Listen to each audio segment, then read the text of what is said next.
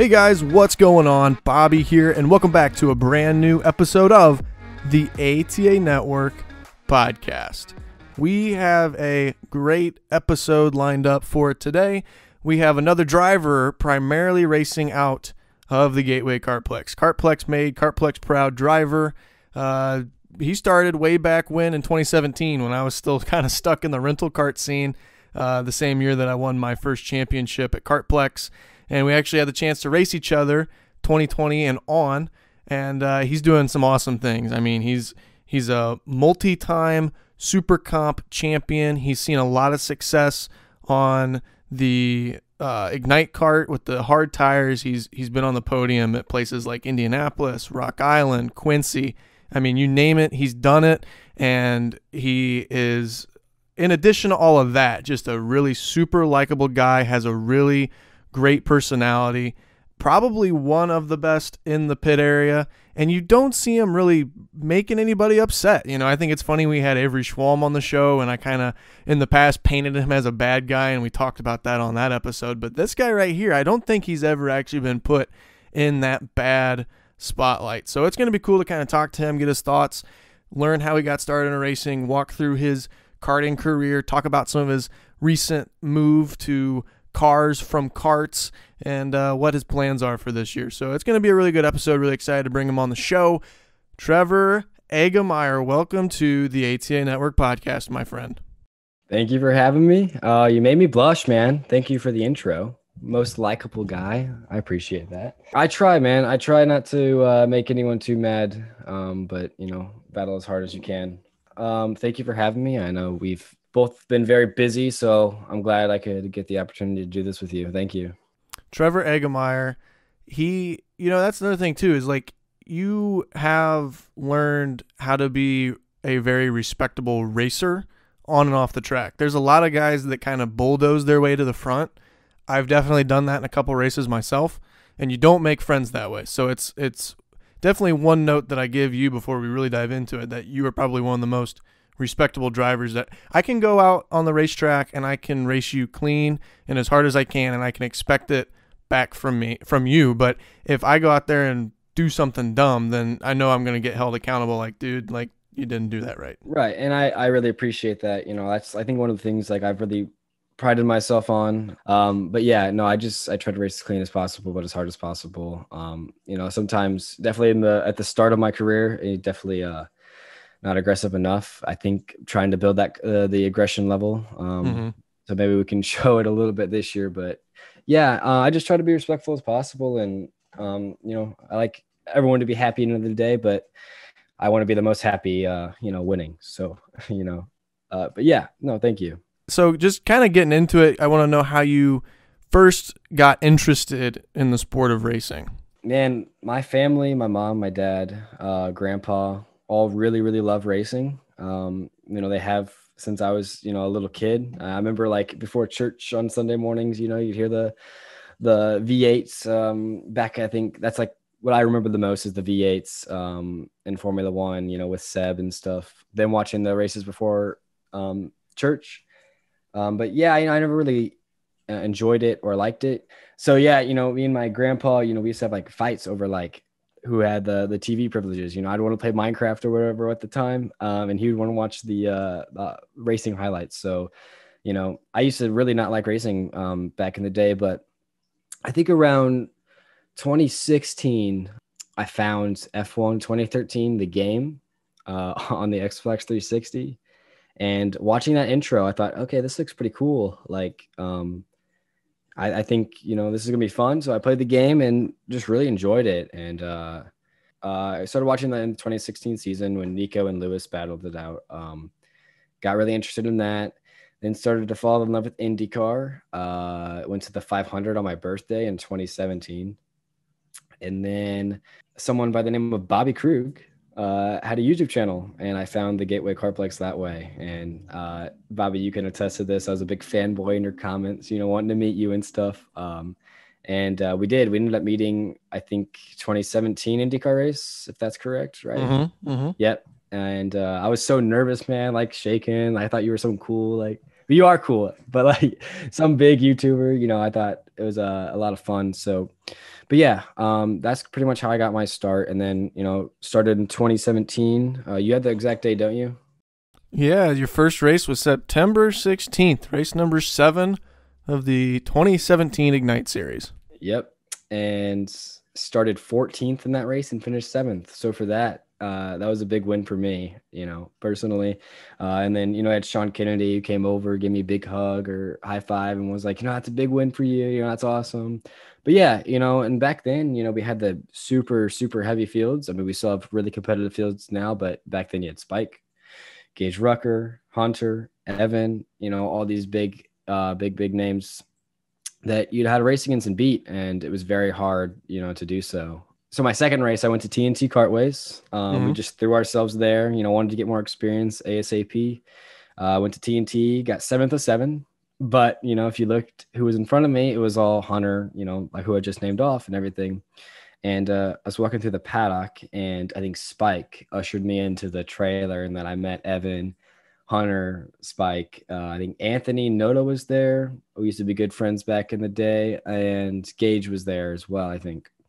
So that's when I met, that group there, became a little more outgoing. But yeah, that's when I met the group, and, that pretty much everything from there is history. I raced the rest of that 2017 season, and then did my first full season in 2018 and did super comp and everything, won the championship that year, and confidence grows, knowledge grows, experience grows. And then, I'm where I am now. It's interesting to me. So there's a couple things there that I want to dissect. First off, I appreciate you mentioning me and your discovery process of Gateway Kartplex. Those iDrive races, man. I think you can make playlists on YouTube, right? So I have a YouTube playlist called Racing, and from 2017 I saved your end of the year video because you thanked me in the end of it. I thought that was the coolest thing ever, and I saved that video. I still have it. You were like maybe one of 3 that like would consistently comment on the iDrive videos. I loved it, man. It was so much I don't know. It was the most local thing, and it was just perfect. I just loved watching the videos. It gave me, good content to watch, and that's just how I found the Kartplex. And also just watching your videos, helped me a lot with the lines there. So I owe my success to you, Bobby. I don't want to skip too far ahead, but it's funny then, because it was an interesting feeling when we raced each other in 2020, but I don't want to jump too far ahead of myself. There's a lot of things that I think attribute a lot of success that you had and being able to make a really quick transition, because I think that you have been very successful in a short period of time. And I think the ability of being able to quickly kind of get in with the group and get to get close with Stommer, Richardson, Gage, all those guys, having those kind of friends, having fast friends makes you fast. If you try to be friends with the guys in the back of the pack, I'm not saying that's a bad thing per se, but you seem to, and this is just, racing or just in general in real life, your friends have an influence on you. So of course. Yeah. I think having that friend group really helped you out a lot. For sure. And I consider everyone at the track, family, friends. I love everyone at the track. I try to be as nice as possible to everyone, try to help everyone the most possible. But yeah, a lot of my success, I give to a lot of credit to you and Evan and Spike and Hunter. Hunter, I think, was one big one for sure. He really took me under his wing, and we hung out a lot, became really good friends, and then became better friends with Evan. But Hunter for sure, really just showed me, he would take me out there free of charge, no coaching back in the day, and just coached me for no price, and just showed me lines, walked on the track with me. And then, going into 2017, that helped a lot. A lot of that success was due to all those guys. Yeah, it's cool. And the friends was important. And I think the fact that you started traveling, your second race was an away race. You don't see that a lot. You see a lot of guys get scared of doing an away race, and so they kind of stay local for a period of time and then they start doing traveling. But I mean, I would assume, and I believe so, but I just want your opinion. I think traveling to other tracks and learning different tracks makes you better when you get back to your home track? 1000%. Traveling to new tracks, I love the Gateway Carplex. So much fun. And what Keith does to change the layouts every week, and all those workers, shout out to them, great job in doing that. Love the different layouts. But going to new tracks, man, nothing beats that. You get so much experience from that. Yeah, no, going to other tracks is hugely important. But yeah, Dad was just like, do you want to go up? It was like, I think the week after or weekend after. And I was like, sure. So we threw it in my grandpa's truck. We didn't have a trailer at the time. Threw it in my grandpa's truck, went down there, got my butt kicked, but learned so much, came that friend group. And hugely important to go to other tracks. Now we get your start in. We talk about how you got yourself established in the racing world. You come out for your first full season in 2018, and this is pretty impressive to me, but your first full year racing at the Gateway Carplex, you run Super Comp and you win your first of 4, I believe, consecutive Super Comp championships in between different classes. You moved up to senior, your first year in senior, you won the Super Comp championship. But what is it about the soft tire Super Comp series that maybe fits your driving style better than the hard tire? You're really good on both, but obviously you've had a lot of success in Super Comp. So what do you think attributes to that kind of success? There's a lot of factors. Back then, like in junior, there was pretty much everyone who raced on Saturday raced on Sunday. It's a little different now moving up to senior. Not everyone shows up for Sunday. So, there's a little bit less competition, but still pretty much everyone who does it is usually always very quick. But the soft tires, you could just lean on them more. I love both tires. Like I love the hards, maybe more than I love the softs now. But I mean, back then the softs were my favorite by far. Yeah, I don't know. I don't know. I think I have a pretty smooth driving style, so I don't if it really attended to me better, or if I just had more confidence because there was less people there and just tried. I think the biggest thing in racing is confidence. And if you can bring the confidence to race days, you'll do good. And I think I just had more confidence on those race days, wasn't as nervous. And I think I just perform better when I'm not nervous. So I think that's more of the reason for my success in Super Comp, more than the tires. But yeah, I mean, the softs are a bunch of fun. If you race on Ignite, I think you should definitely give Super Comp a try. I won't be doing it this year anymore. I want to, take a year off at least and start coaching.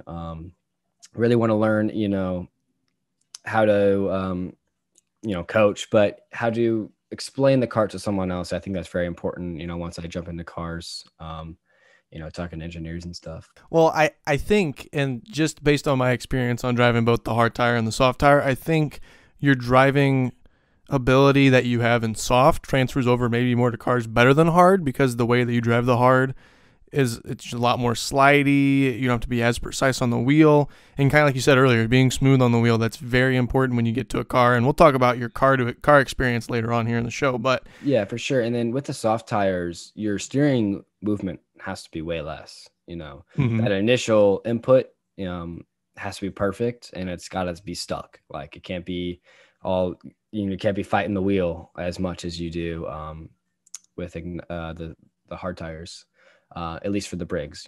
Obviously 2-cycle stuff's different. Obviously you're fighting the wheel everywhere, but for Briggs, it should just be that one initial movement, and it should just be stuck. So kind of combining 2018 and 2019, those were your 2 full years running in the junior class. What do you remember about running? I mean, that first year you had 3 second place finishes. In 2019, you finished runner up, in the points to Reed Sweeney, who's now moving up to senior. What do you remember about racing those 2 full seasons in the junior class?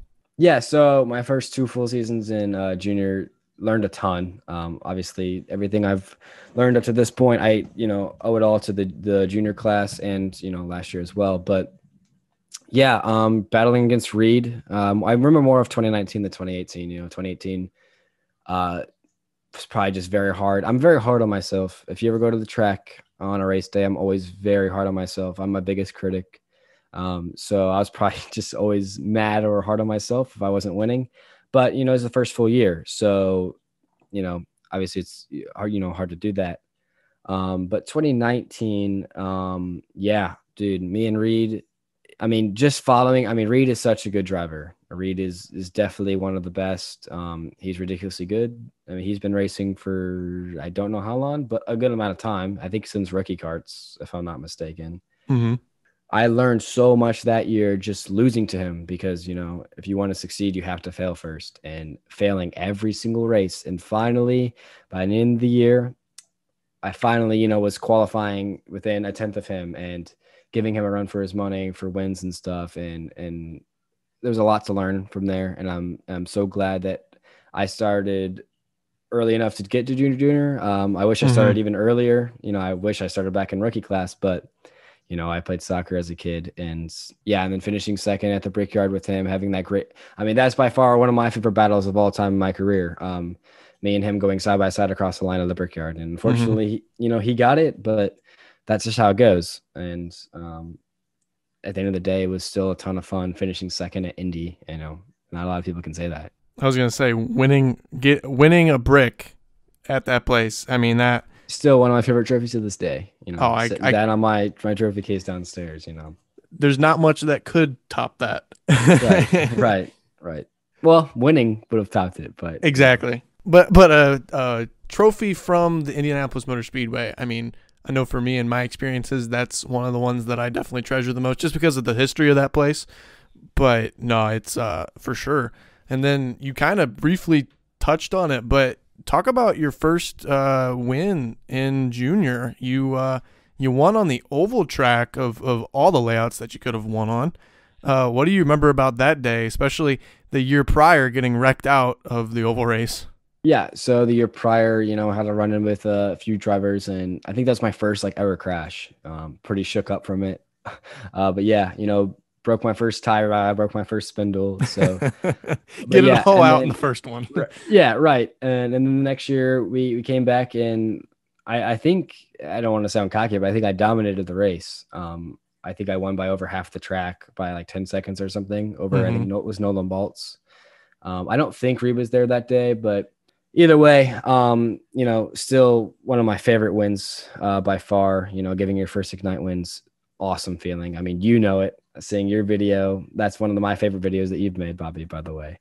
You spraying the champagne and everything at Gateway, and then I guess you went to Whiteland first, didn't you? Yeah, it all is a blur to me, as all one big weekend. But yeah, no, getting the first win, I mean, it just gives you that confidence. And like I said before, racing is all about confidence. Once you win, once you build that up, you'll keep snowballing and you'll get better and better and better. The funny thing is about, and you mentioned this, I'm just going to play off this for a minute. You talk about spraying the champagne on my first Ignite win, and people think that I had that saved up waiting for that, but somebody actually gifted me the champagne for winning at Whiteland, and they didn't expect me to get the double win at Gateway. They were going to present me with the champagne regardless of where I'd finished, and it just so happened that I won both races at Gateway. So that's funny in itself. So at the end of 2019, so you have this great year in junior, finish runner-up to Reed Sweeney, then you win your second Super Comp championship. But at the end of the year, you decide that you want to go move up early. You run the last race of the year as an Ignite senior. What do you remember about making that move? Was there a lot of nervousness about it, or was it kind of different because you were racing with some of the guys that you'd raced with before, like guys like Hunter? You raced with him in junior, he moved up. What was the emotions like when you moved up to senior for the first time? I think, to be honest, I was less nervous for some weird reason. I think a lot of my nerves come from running for points and stuff.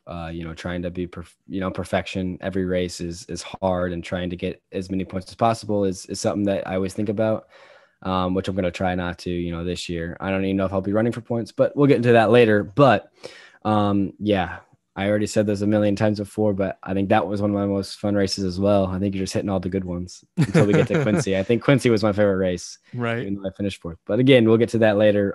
But yeah, no, I mean, I think I lost a lot of nerves getting back with Hunter. We joked around that whole day, and I was just super happy just to be racing with him again. And yeah, I think I did quite good. I think I qualified pole. And got second in the race, and me and Hunter had a great battle.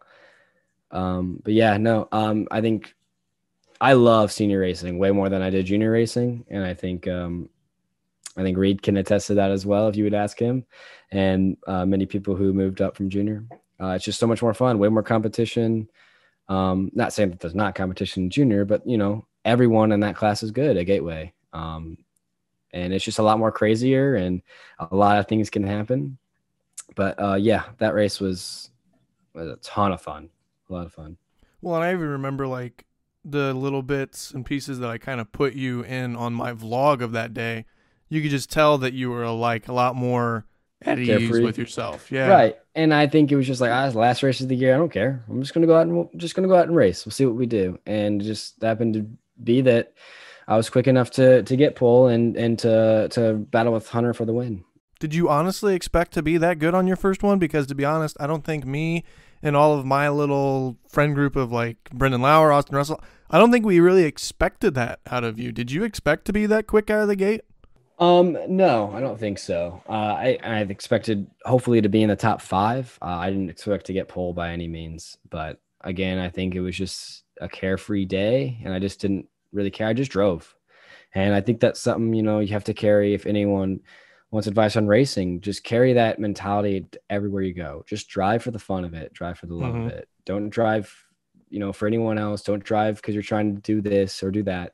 Just drive because you love it. Like you get the opportunity to race a go-kart, or you get an opportunity to race a car. Do it just because you love it.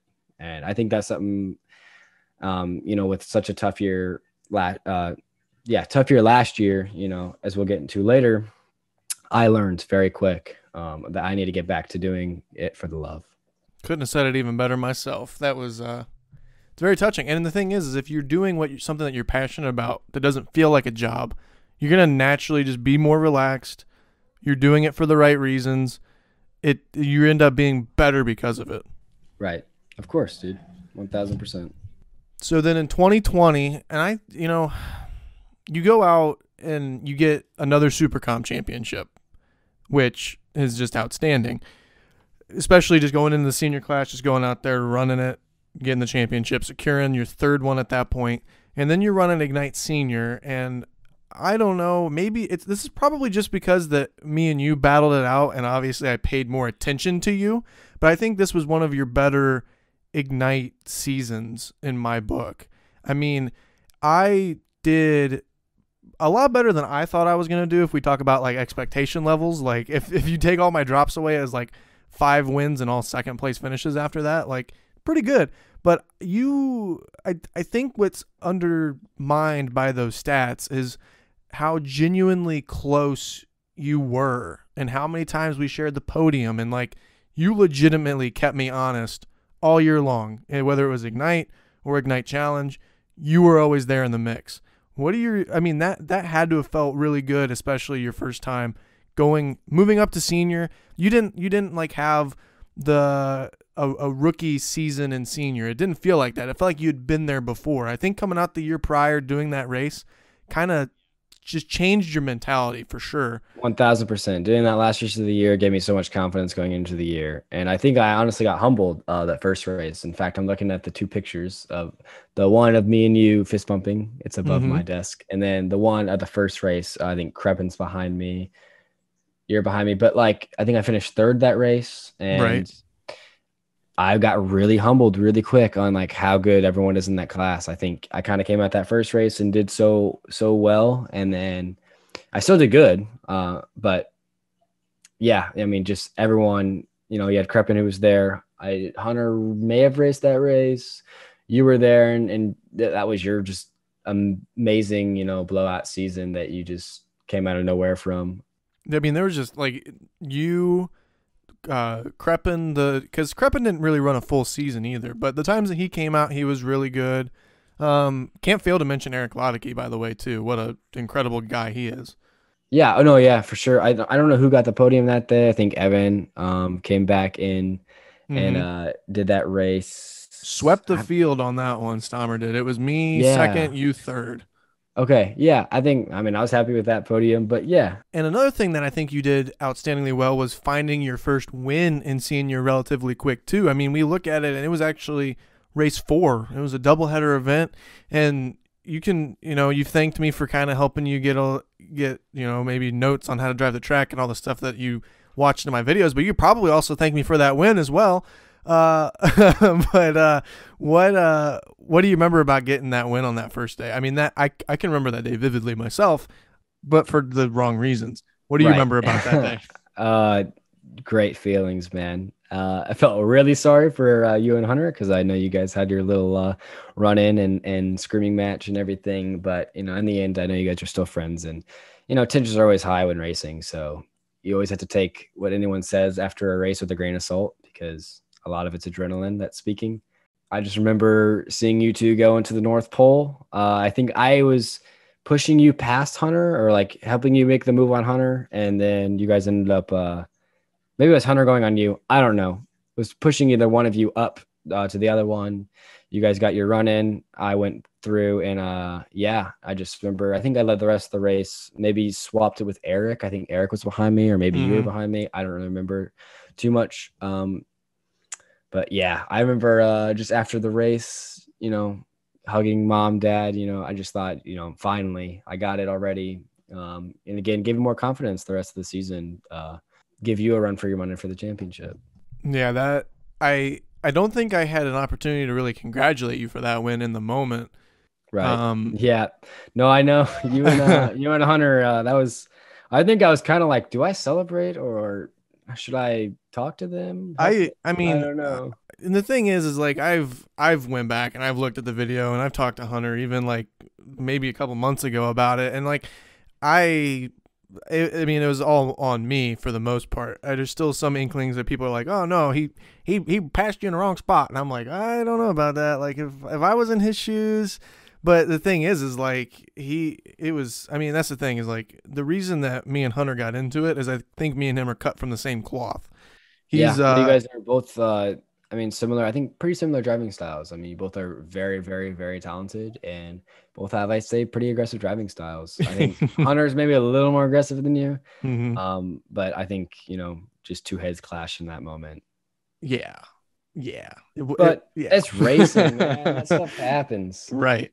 And thank you both for my first one. Hey, I'll send you the bill later in the mail. So I'll get into details. Why not? The real problem that I had with that race was that I was really quick that day.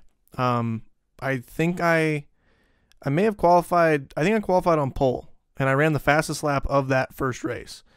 But what my biggest problem was is I was screwing up the extension, the 180, and on top of that, the real thing that really frustrated me about that race is that is the only time I think in my recollection of 2020 that we did a standing start.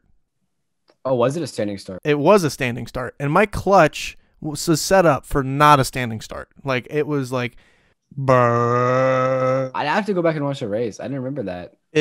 That's a good point.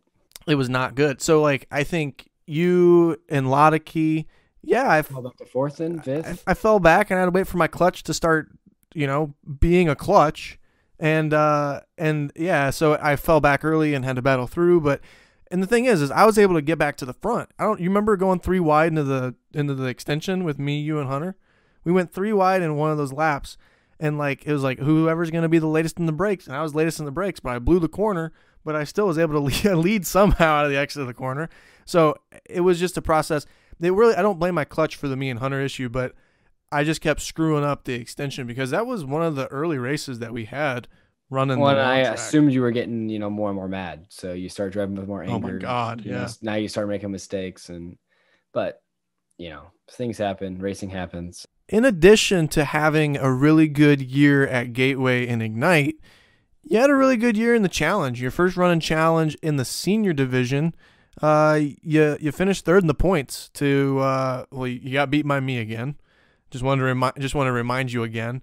And Alexander Surly. Yeah. What a guy. Alex is great. Really good driver, good person. I feel like he's been, not, I wouldn't say a rival, but definitely a guy I always wanted to beat, going into the challenge races, especially last year as well. But yeah, The challenge for me that year, I think was pretty good. I was already out of contention by the final race. It was just you and Alex, I think, for that final Ignite race. Was that Gateway, I think? Yeah, that sounds right. There may have been a way that you could have mathematically gotten it, but me and Alex would have had to. Yeah, you had to like crash, I guess, both races, and I would have had to win. But yeah, no, I think I really definitely struggled at Whiteland. I just could not find my foot there. I think I finished 7th and 6th. Got taken out at TNT in one of the races that you reminded me of, me and Matt Chubb getting taken out together. Oh, man. And then, it just had some pretty mediocre finishes, Springfield and everything. And yeah, for like all of the hardships you went through, like getting wrecked out to be where I was. Yeah, I was very proud of myself still. I was very consistent despite all of the first race and the taking out. But I think everything else I finished either 2nd, 3rd, 4th, or 5th. You had a really strong run at Gateway too. I mean, we stood on the podium together. Oh yeah, because Stommer ran away from everybody, especially it was in the second race. Oh yeah, yes, I totally remember this. Yeah. Because then I sent it to you, or whatever. Yeah, I sent it to you dive bomb style in the last corner because I was just so desperate for points at that point to try to do everything I could to get past Surly. So there's a really good shot that Schwagen has of me like full lock right on the steering wheel with the rear end of the cart up and like me trying to pass you. And I threw it in so hard I didn't know if it was going to stick. And I just had to do what had to have been done. And if I had ran into you, then I would have taken the beating afterwards. But that was a good moment. We had a really good race the entire time. You were really fast that day, and to give you credit where credit's due, there's times where I only find a certain speed in when I race when I'm actually in a official race. Like I take all of that and I find an extra 10% and I'm able to run 110%. And like chasing you in a lot of the races, it's like that I learn a lot.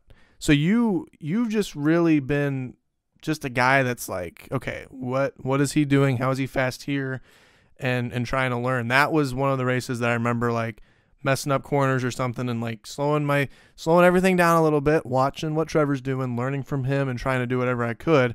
And it seemed like a lot of the times too, we were, and I don't want to get too far into setup stuff, but it seemed like we were always like on 2 different gears. So there'd be some times like where you would be good on half the track, I'd be good on the other half of the track. So it was like a matter of, who could be better with what the other person brought. Like 2 completely, like he brought a spoon to the table, he brought a fork. Who's going to finish this salad first? Like it's one of those kind of things. And then speaking of getting taken out at TNT, you also got taken out by a guy at Autobahn. Oh, I forgot about that. What? You want to bring that up? Yeah, why not? So I how do I even begin? So me and Surly talked about this race because me and him got into it, which I guess puts me as the common denominator, I suppose. So I kind of went back and forth. Like we made contact. We made contact into turn 1 at Autobahn, and like I just like sent you off the track, ended your race altogether, and I was pretty much like sold on the fact that I got hit and from behind and sent into you, and that happened. But the thing that I go back and watch that I have a problem with is like I made such a late move for a pass that it probably wouldn't have worked out if that other guy didn't exist anyways. But it all came down to me and Surly just beating and banging each other. And you made a freaking legendary pass on us that was outstanding. Like you just like coming over the top of the hill, coming down, you just drove past both of us. And then it was like, I was so convinced on just battling Surly out for the position. And then I saw you drive by and I'm like, bro. I think this was for like 3rd or 2nd or something. And because I think I got 3rd the race before. You got taken out, unfortunately, I think, right? Mm-hmm. Yeah, because it was like Ken Williams and somebody else was caught up in a wreck at the top of the hill.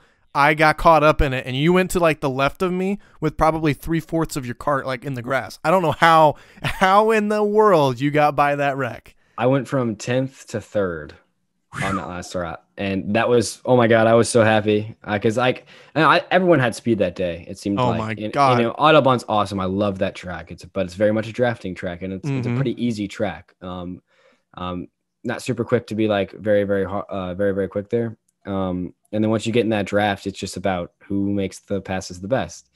So, I was probably all the way up to 5th and then went down to 6th and then 10th and then 7th and then 10th. But yeah, I saw you guys all get caught up and then finishing 3rd with, I think, Jordan Missig, who's in cars. What does he do now? IMSA, right? Yeah, he's what is he doing? He's in Indy Pro. He's Indy Pro right now. He does IMSA too. He does the Lamborghini Super Trofeo. Jordan Missig's racing everything. So Jordan's a great guy. And then sit on the podium with Evan as well. Like, I just thought that was the coolest thing ever. But yeah, no, that race, it happened, and I got yelled at by a corner worker because I lost my temper a bit and went to the side of the track and clapped at you as you went by. Which don't do that, kids. But yeah, no, I mean, it is what it is. And I'm definitely not mad anymore. But yeah, at the time, I think I was about to unsubscribe from ATA Network. Yeah, I was going to go there. That's the ultimate. Oh, dude. So the funny thing is, and this is just how I've always been. I never look at, like, especially Gateway, you got all the spectators that line the barriers on the right side when you're coming through like the 90 and down the front stretch. I never look at people. People are always like trying to do hand signals and like show me the gap to the guy behind. I've never done that. No offense to anyone that does use that. That's a good tool if you're into that kind of thing. But I just get information overload. Like, I feel like I know what I need to do, get the job done. So I never really look for signals. Like, I'll look for flags if there's a corner worker that's giving me a yellow. I look for flags. But so when you clapped for me, I didn't notice that until I was making the review video of what me and Alexander got into, and I pause, I do like a freeze frame of it, and I look in the distance and I see you standing there with your hands in clapping position. I'm like, this guy, he's over there clapping for me, which, in the moment I could see, and I still give myself probably majority fault for that because I made such a late move. And that's the one thing about Autobahn, I've just never been good because I treat it like kind of like a sprint track, but it's almost races like a road race with a chicane, because like you say, it's very drafty. So you just got to set yourself up to be in position at the right moment at the right time. And I'm over here battling you and battling Surly, and we're just losing the front two. I think the front two that day were like Spike and Jordan, I guess, maybe Spike and someone else came down for like Cup Karts or some national driver. Mick Gabriel. That's it. Mr. Mick. Quick Mick. Yeah, that's him. But yeah, they just pulled away. They pulled away. So we were fighting for 3rd, which is the final. Like, there was no way we were catching them. They were gone. I just destroyed any chance that we had at catching them that day. So who ended up finishing 3rd? Was that Alex or was it you? It was Stommer, because in the last lap, me and Surly were still going at it with each other, and we ended up making like 4 carts pass us, and the guy that got the 3rd place trophy at the end of the day was Stommer. Of course it was Stommer, man. He puts himself in the position. He's always there. Oh, man, what a guy. So we pretty much covered up, I think, most of 2020. Is there anything else that really rings a bell to you in 2020 that you want to make note of? No, I don't think so. I think Brickyard at 2020 was rough for me. I mean, it's kind of opposite to what my last season was. I did really good at home, wasn't super good at away, and then I feel like last season I did really good on my away stuff, but wasn't that good at home. Yeah, I mean, you bring up a good point. You go and you look at last year, and I wasn't really around too much. I definitely didn't go to any of the away races. I did race Autobahn, but I wasn't really that great.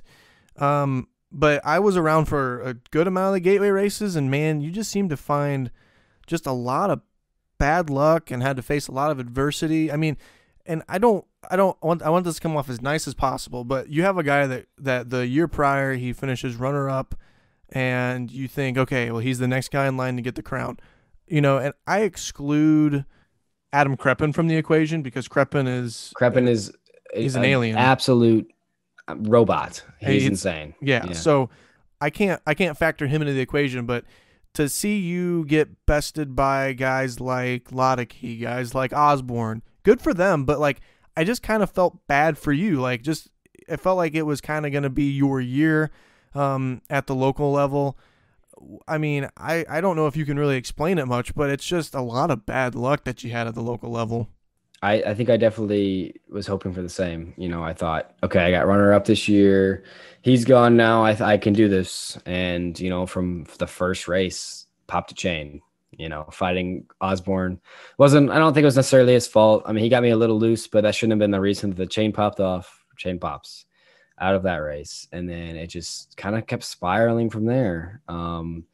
You know, getting put in the wall, like an extension race, fighting, you know, Spike and Evan. And I And tried to avenge I you, think brother. you've seen that video before. So, all right, it's on your page. You can see me getting Mm-hmm. stuffed into a wall. And then, you know, we had the oval race that, you know, big wreck at the start happens. Dylan Ellsworth landed on top of me, and I was so pissed. I had run my best races, I think. You know, I went from like 21st to like 5th or something crazy like that. Mm-hmm. But I was driving. I had such a good kart that day. I was like 3/10 quicker than like everyone. But yeah, that was a lot of fun on the comeback. But yeah, you know, had bad luck like that, and then the end of the year, I finally break through and win a race, and then the whole fuel debacle goes on. I'm not going to get into that too much because that's a really long story, and I don't really want to talk about it. But you know, that happened. Like, you know, we had Sobiak. Nick Sobiak comes up. You know, very good driver. Mm-hmm. Reed had moved up, very good driver, and I beat all of them. Like I beat them on track. Like, and I was just so freaking excited, and then that thing happened. So yeah, just a combination of things. And I'm not gonna say I'm not putting it all on bad luck. You know, I definitely made mistakes. You know, probably putting myself on the outside of Spike probably was the cause of me getting into the wall, which I'll take the blame for. But yeah, I mean, just didn't have that good of a year at home, to be honest. And you know, we look to do better this year if I run the full season. But yeah, you know, now we get to on the road stuff to where I think I had a pretty decent year. Sickness was the biggest part for that. Mm-hmm. Missed Autobahn, which I think is a track I'm very, very strong at. So that really sucked missing that race. I think that's all I missed. And then you had Riley, Scott, and Alex, who are very good drivers. Riley also missed 2 races, but Alex didn't miss any.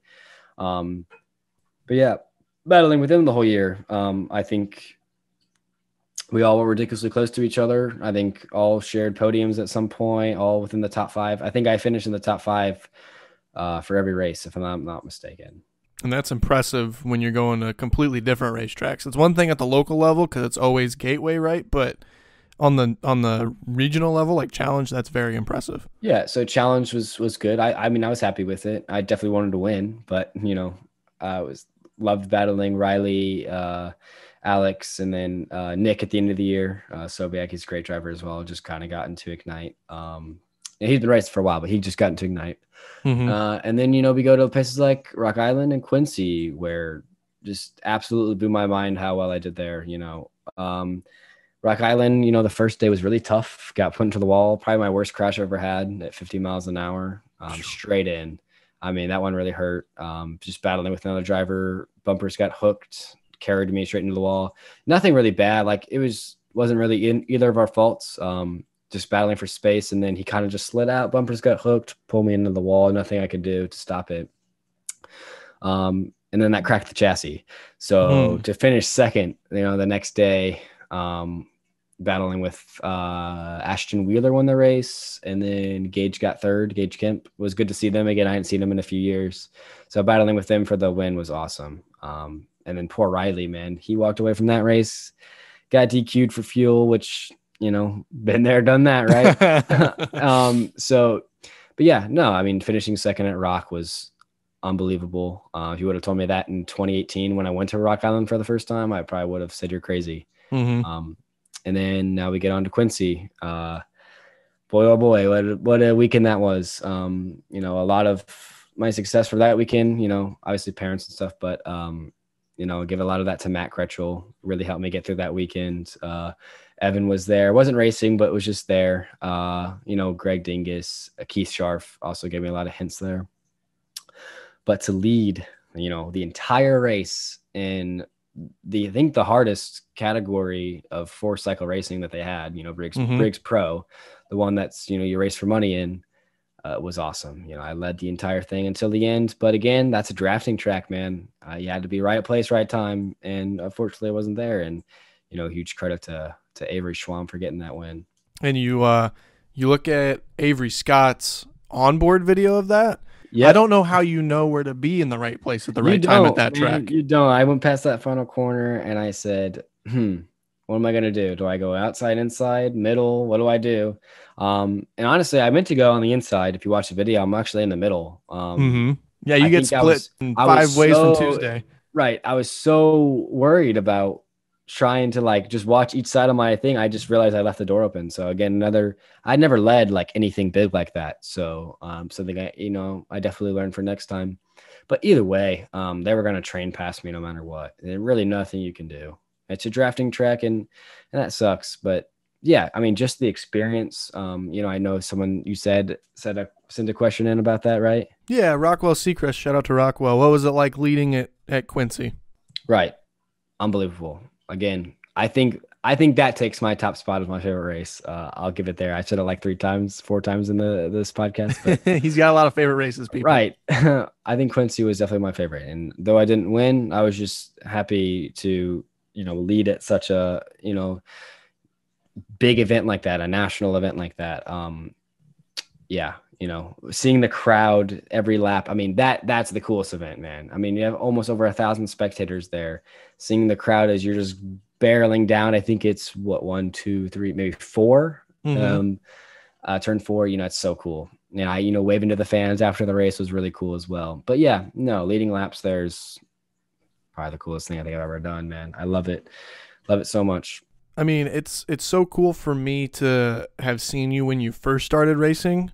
And like I look at places like Rock Island and Quincy, those are 2 tracks that I have yet to muster up any amount of courage to go race at. It's crazy, man. I mean, because like the day before, so the Saturday, we had Saturday sprints for Ignite. I also had a lot of pace in the Ignite cart, just couldn't really get there on the final, wrong place, wrong time again. But seeing, me and Kreschel going side by side, I think for second place in that day. I think I got second on the Saturday sprint. Him going side by side and seeing him hit the wall, and then him being all fine. But yeah, it's a balls to the walls track. A lot of bad wrecks. It's a dangerous place. But at the end of the day, it's why we do it, man. Being on the edge of your seat at all times is the most exhilarating part of racing. Yeah, I mean that's true for sure. I mean, you have to have that level of courage to be able to race in a big car, and so you might as well try to learn that skill at the karting level. And I think that's a pretty good segue to kind of move on to your most recent experience. Like we've seen a lot on my show, like I'm seeing a lot with a lot of the karting people here locally. And I don't want to make this assumption, but you've kind of probably taken everything that you've been able to take from things like running Ignite or Ignite Challenge. Like you've done everything that you want to do. You've kind of gotten this experience. You've proved yourself. Now it's time to move on. So you've done a basic Lucas Oil Racing School, and you've done the advanced Lucas Oil Racing School. You did the first one at Homestead Miami Speedway. You did the second one at Sebring. 2 really awesome racetracks, 2 perfect places to go in the off season. That's definitely a lot warmer than St. Louis. What was that experience like for you, being able to actually jump into a race purpose vehicle? I think at the end of the day, one of my biggest dreams is obviously to try to do something professionally in racing, whether it's IMSA, IndyCars. It's hard to get there. Money is king. Cash is king. It's kind of what sucks about racing. You could be the best. I'm not saying I'm the best, but you can be the best driver ever. But if you don't have the backing, it's hard to get there. But yeah, definitely taking this next step has been amazing, and having Daryl and Scott there with me was a ton of fun as well. Shout out to them. But yeah, did the first session at Homestead, which was really pretty. Miami's cool, man. I really like that city. Bit tight, but I really like it. I love Florida in general. But yeah, I learned so much. I mean, the guys there gave you a ton of good feedback. But yeah, I mean, kind of like learning, the braking and the having the car on the edge, which I'm more focused on at Sebring than at Homestead, because Homestead was the first time I've ever been in a car. But, feeling the heavy clutch for the first time, feeling the upshift and downshift, and feeling the hard brake pressure. You have to put like 300 pounds of pressure to lock the thing up. It's crazy.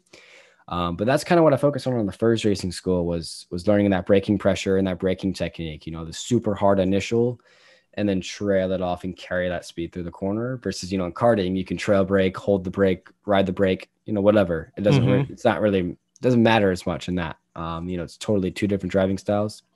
But karting definitely helped, everything I learned from karting, definitely translated pretty well into cars. It's just something you have to learn. So at the basic, we're not really worried about lap times, but, I think I was the quickest. And it was just so cool, only being like 2 seconds off of Evan, who ran there the year prior with a detuned car, because, they detune the cars for the schools, which, makes sense. But yeah, I'm not saying they're not quick. They're definitely still very, very quick, but, they just detune the motors just a little bit, to just, get the more unexperienced people the experience in the car.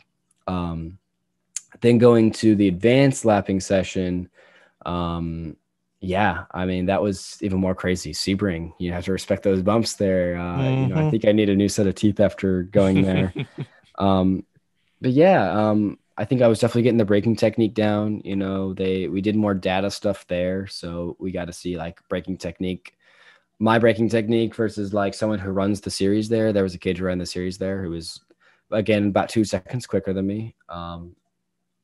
But yeah, no, I mean, I wouldn't worry too much about times because I was really just trying to worry about getting the feel of the car. But I was, that final day, we put the rain tires on because we thought it was going to rain. It was just a little bit damp. But finally getting the car on the edge, like having that car dance around in the rear, which is what's quick for those cars, was a cool feeling. And I just think the whole experience, I'm just so blessed, huge thanks to my mom and dad, for at least giving me the opportunity to be in a car and do that. Very grateful for that. But yeah, a lot of fun. Karting translated pretty well to it. But yeah, there's obviously stuff to learn. Oh, for sure. And I think that's one thing too that I'm very excited to see this year from you is what that schooling is going to do to just even your karting level of stuff.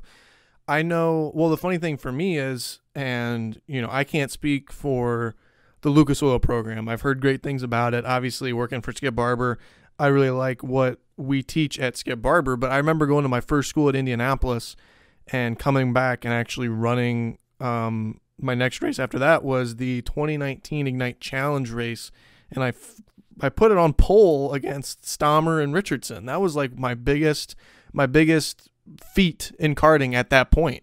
So I think you're gonna see. I think your first race may be better than what you might anticipate. I'm not saying that you're going to go out there and absolutely dominate, but I'm thinking that there's going to be things that, and I'm sure you feel it now. You've done some testing. I think that there's going to be a lot of things that translate over and that you're going to be able to take from what you've learned in Lucas, take it to the karting scene, and then probably even hopefully future car stuff. Right. Yeah. And I'll talk about that in a second, but yeah, I've already done some testing. I think already my confidence level coming into the season is huge. I feel super confident in the kart. Me and my dad got ready the other night I was working with Carter Riddle the other day, coaching him, but just, getting out there 2 sessions before and just kind of letting it rip again. I forgot how physical karting is. Exactly. At least from a car standpoint, cars seem easy compared to karts, I think. But yeah, no, I think my confidence is already up. Super excited to see how the race day goes. But yeah, we've gone all the way through the years, now up to 2022. A lot of things going on in my life, right now, with graduating and stuff, that's a big step, starting college, working a lot. But yeah, the goal is, I want to be doing some Miata, probably SCCA Miata races by the end of the year and kind of be doing half and half. And then, but yeah, I really want to start making my transition into cars. I'm going to give my dream a shot. That's all I want to do. But yeah, obviously money's key. So, we're going to try to find sponsors and stuff for next season. But yeah, we'll see what the rest of the season brings. I'm definitely going to do kind of karts and cars this year. And then, next year we'll see what happens. Yeah. And it's cool to see that, I talked to Alexander and he's doing Miata stuff. So I think it's cool that you're also doing it. I think it's a really good platform for people that especially transition from the Briggs style stuff. I compare like a Miata to being the Briggs It's of a big sports go-kart, cars. man. Those Yeah. things they handle so freaking well. They're, they pretty small motors in them. Nothing too crazy. And most of all, it's just the most affordable way to get into cars. It really is. I don't think there's really any more affordable way to get into competitive car racing. Yeah, I think it's just a really good platform to even further just keep learning those skills that then you can hopefully take to an IMSA or a NASA or whatever other series that you would want to eventually do. And you also mentioned you're at least going to probably run the first half of the karting season, but depending on how this transition goes and how you're able to make your move, that kind of would obviously take priority, racing cars over doing the karting stuff. Yeah, karting is ridiculously important. I'm never going to put that down, but at the end of the day, they don't really care, how well you did in karting. I mean, obviously it helps a little bit, but they don't care that I've won 4 championships at Gateway. They care about how much experience and how good I am in the car and how much money, I'm bringing to the table. So yeah, the rest of the season, we kind of already have it planned out. Not with car stuff yet. We still have to do a lot of research on that still. But yeah, we're gonna do as many karting races as we can. But yeah, as you said, cars will take priority over it.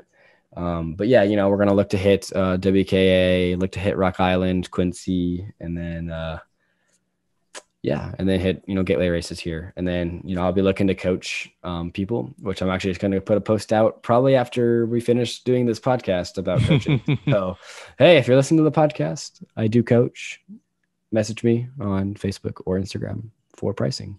So here at the end of the show, I want to give you a chance to thank people that have helped kind of get you along the way, but I want to kind of take the mic for a second. I just want to kind of shout out your dad. Your dad has been kind of, I know, a huge proponent of you and your success. I mean, he's always tweaking on the cart, working on the cart, getting them ready.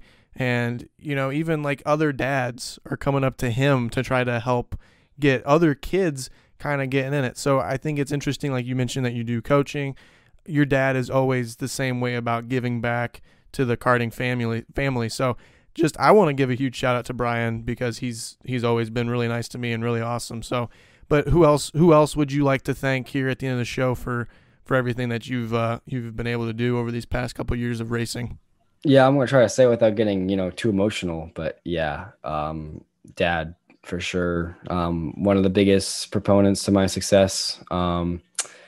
Me and my family always joke that he's the karting's ambassador. He's always there helping people, exactly what everyone did for us. So he just wants to give back to everyone. But I would be nowhere without him. I would be nowhere without any of my family, but, especially him. I couldn't, he learned all the mechanic stuff and I think he thoroughly enjoys it, which I'm super glad and super blessed to have someone like him. My mom, grandpa, he gave me our first trailer and was, lended us the truck for the first time. My mom, obviously financially supports me, but also emotionally supports me, gives me pep talks before the races and stuff. She does so freaking much as well.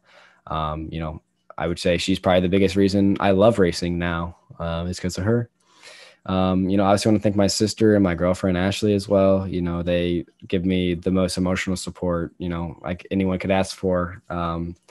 Best girlfriend and best sister anyone could ask for. And dude, there's so many people I could thank. Hunter, Evan, Anthony Noto from back in the day, the elders, Riddle. I'm just trying to name as many people as I can. You, definitely for one, all of my friends at the Kartplex who I work with as well and who are always there making me smile. Again, all the workers there, huge shout out to the Kartplex team. Majority has been about the Kartplex, so I just want to give them the shout out. All those workers there, love all of them. They always keep me smiling on race days and stuff and keep a lot of people smiling. Great people. Man, there's just so many people to thank. I don't want to miss anyone or like leave anyone out, but if you're listening to this and you hear this, And Thank I talk to you all the time. Thank you. Yeah, there's too many people with the name, but I think I hit the big heavy hitters. So yeah. Where can people follow you on the socials to be able to keep up with your racing journey? I know you're on Facebook, Instagram. Where can people follow you and stay in tune with your racing journey? So I majorly post, me and my family work on Trevor Eggemeyer Racing on Facebook. And then you can follow me personally. I do some racing stuff and more personal stuff. I'm going to try to obviously be better about racing posts, just at trevor.eggemeyer on Instagram. I also have a website, trevoreggemeyerracing.com. But yeah, I don't refresh that as much, but I do have a website. But yeah, if you want to follow me, Facebook's probably the best way to see racing posts. But if you want to follow me personally and some racing posts, do trevor.eggemeyer on Instagram. Trevor, thank you for coming on the show. I appreciate you sitting down and talking with me, man. It was an awesome conversation, and I wish you the best of luck this year. Maybe we can race each other sometime. That'd be fun. Man, jump into the Kart this weekend. I think you have to. Too many people offered it to you. You're gonna do it. You're gonna do it. We'll see. I don't know. Probably not. I don't know. But right. Thank you, man. I really appreciate you having me on. I'm glad we could finally do this. I know if you could attest to this, we've probably rescheduled this thing like 5 times. Trevor, we made the post back in February or something about doing this, and it's now April or something. So yeah. I'm busy. You're busy. It's all good. I'm just glad we were able to get the show on. So yeah, thank you, man.